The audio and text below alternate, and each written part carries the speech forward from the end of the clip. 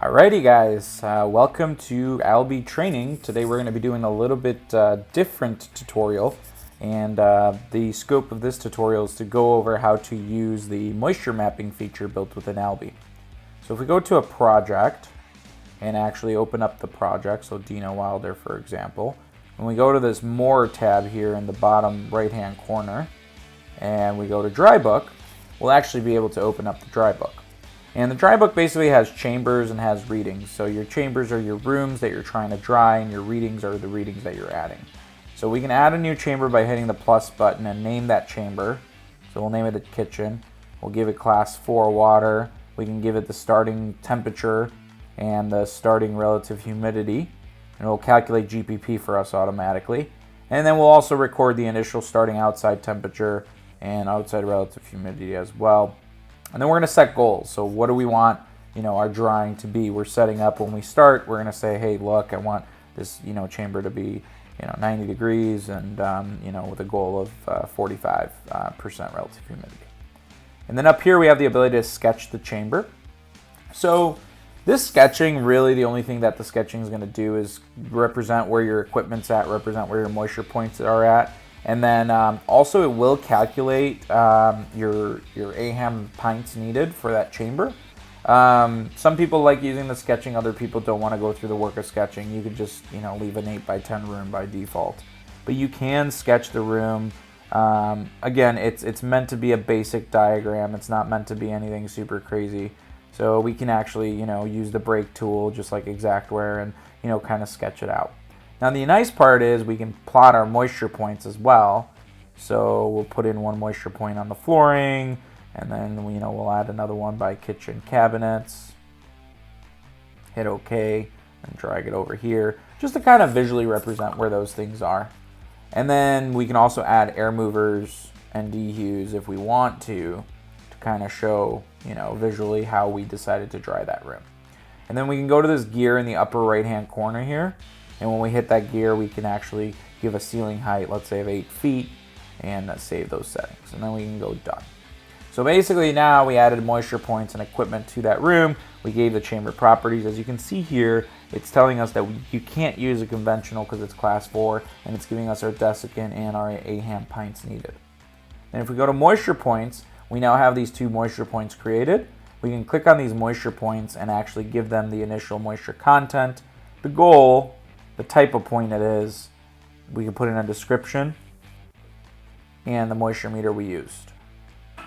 And we can save that point. We'll go to kitchen cabinets, do moisture content, moisture goal, point, moisture description by heat register, and the moisture meter used. Save that point. And now what we can also do on this actual diagram is take photos of that room. So we can actually go, camera, and then take pictures of the room overall. Hit done. And then equipment is placed there as well. We'll go back to chambers and hit the save chamber button at the bottom here. So essentially what this did is it added the kitchen to our dry book. And now every time you log into the dry book, you'll see the kitchen. Now when we go to readings, we have our initial 2 readings. We can go back to that kitchen, swipe left, and add a reading now the next day that we're coming back. And we're going to do, moisture point flooring, and then the moisture content here is now 14, Delmhurst meter, drying nicely, I moved the fans. And we can actually even take a picture here of us holding, the meter into the wall for extra proof. Now we go back to here, we'll go back to the project in this case, dry book, add in our reading real quick. So moisture point flooring, moisture content 25, or let's just put 14, moisture meter used Delmhurst, notes, done, hit save reading. Now let's just say we're done doing our readings, we want to pull a final report, we're picking up equipment. We can go to that same dry book, go to the details where those 3 little dots are, create a dry book report, and basically we're going to get an email when that dry book report finalizes, and then that dry book report will then be in the files area of the dry book. of that specific project. We can also see the photos that we took in the meantime are also in this area as well. So we'll just wait for that email to come through and, you know, refresh this project screen until it comes in. It doesn't take too long, but we don't want to make you wait for, you know, the dry book to actually put together. Okay, so now we got the report, and if we click on the link, it'll actually open us up to actually view the report. Just want to kind of go over that report with you guys. So here you can actually, you know, download it. It will also be, if we go to Albi in that files all here, and we can see that project dry book report. When we look at the report, it'll have the information, it'll have the sketch of the area with the class of that specific chamber and where all those different air movers and dehues and everything were posted. It'll show the equipment ID and the type.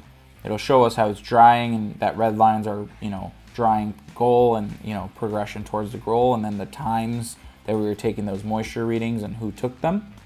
And then this is for kitchen cabinets, the readings, and then it'll show us pictures as well. So it'll kind of compile everything all into one.